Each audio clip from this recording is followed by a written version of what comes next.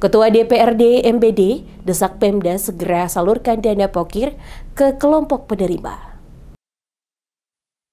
Ketua Dewan Perwakilan Rakyat Daerah atau DPRD Kabupaten Maluku Barat Daya, Aswerus Tunai, mendesak pemerintah daerah agar segera menyalurkan dana pokok pikiran atau pokir DPRD kepada kelompok masyarakat penerima yang berhak. Hal tersebut disampaikan Tunai saat diwawancarai pekan lalu di ruang kerjanya di sela-sela persiapan menghadapi masa reses. Desakan ini muncul setelah banyak masyarakat menyampaikan keluhan terkait lambannya penyaluran dana pokir, baik yang bersumber dari APBD tahun 2024 maupun rencana anggaran 2025.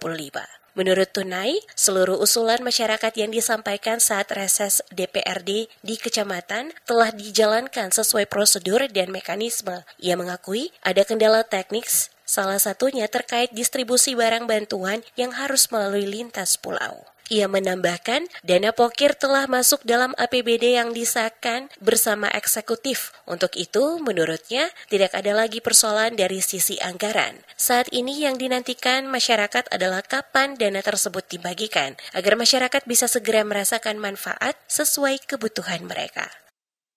Kita ini kan ada dalam mekanisme, apalagi dalam yang namanya SIPD.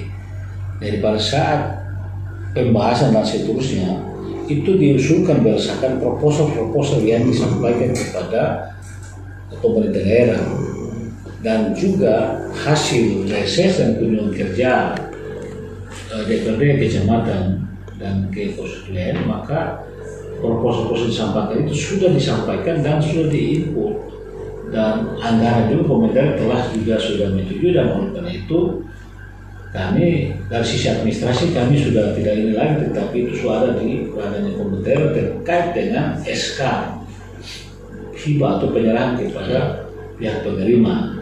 Dan karena itu kami berharap ya secepatnya dan segera diserahkan kepada yang berhak untuk mendapatkan itu saja. Sementara itu, upaya konfirmasi Kepala Dinas Perhubungan MBD, Samuel Ripilu, terkait pengadaan puluhan kendaraan roda 3 dan roda 4 dari anggaran APBD 2024 dan 2025 belum membuahkan hasil. Ripilu disebut sedang mengikuti ujian PIM. Dari pantauan tim DMS Media Group di lapangan, puluhan unit kendaraan berupa Tosa dan pickup masih terparkir di halaman Dinas Perhubungan, Dinas Pertanian, dan Dinas Perindakop. Padahal, laporan pertanggungjawaban atau LPJ kegiatan telah dilaporkan 100% setiap tahun. Kondisi ini menimbulkan pertanyaan besar, mengapa dana pokir miliaran rupiah yang diperjuangkan melalui aspirasi masyarakat terancam mubazir tanpa manfaat nyata, khususnya bagi masyarakat di wilayah 3T, tertinggal, terdepan, dan terluar Maluku Barat Daya.